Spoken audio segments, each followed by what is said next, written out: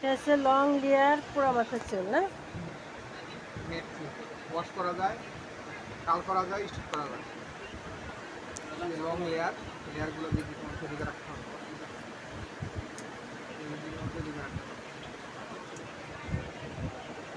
Long layer state চাইলে কাল করতে পারবো।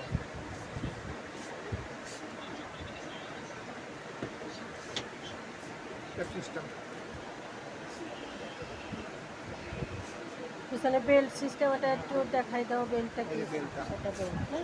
করার পরে পিছনে বেল লাগিয়ে